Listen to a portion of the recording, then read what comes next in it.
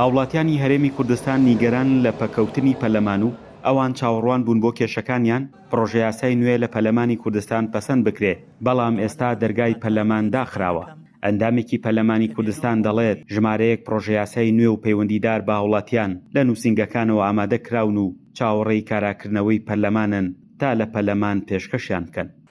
یەکەم کاریشمان کارکردنە لەسەر دەستوری هەرێمی کوردستان و پاشان یاسایەک تایبەت بە لێبوردنی گشتی لەبەرەوە خەڵکێکی زۆر چەند ساڵە چاوەڕێ ئەو لێبوردنە گشتیە، ژمارێکی زۆر زیندانی کراوان کە ئەیانوێ بگەڕێنەوە ناو کەسوکاریان و شاد بنەوە بە منداڵ و خێزانەکانیان و دایک و باوکیان.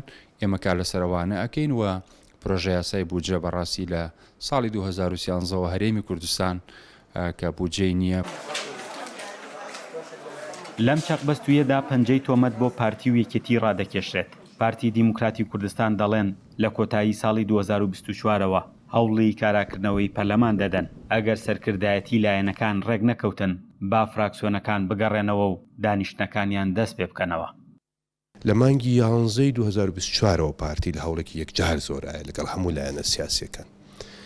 بەداخەوە گرفتی زۆر گەورە خرایە پێش کاراکردنەوەی پەرلەمان و ئێستاش ئێمە هەر هەمان ڕێی خۆمان هەیە کە سەرڕایەوەی کە هەوڵمان داوە لە گفتوگۆکانی نێوان لایەنە سیاسیەکان بگەینە دەرەنجامێک بۆی کە لایەنەکان پێکەوە کۆ بنەوە کە نەبووە ئەم چارەسەرە ئەتوانێت پەرلەمان بیکات.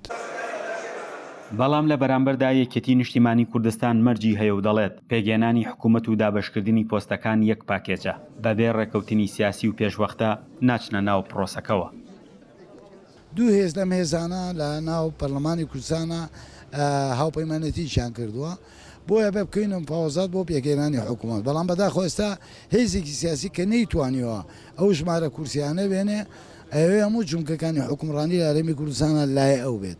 لەبەرەوە تاوەکو ئێستا ئەم کێشە ململانەیە لەسەرەوە نەکەوتوینە تا ڕێکەوتن و پەرلەمانیش بە دڵنیاییەوە یەکەم کۆبوونەوەی خۆی کابێت دەستی سەرۆکاتی و کەسێک ڕابسپێرێ بۆ حکوومەت بەبێ ئیتفاقات ئەم حکوومەتە پێک نایە.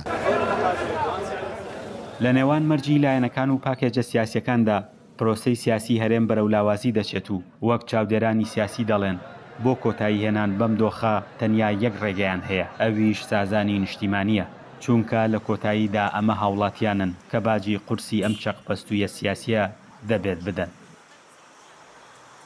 فەرحان هەورامانی، دەنگی ئەمریکا، هەڵەبجە.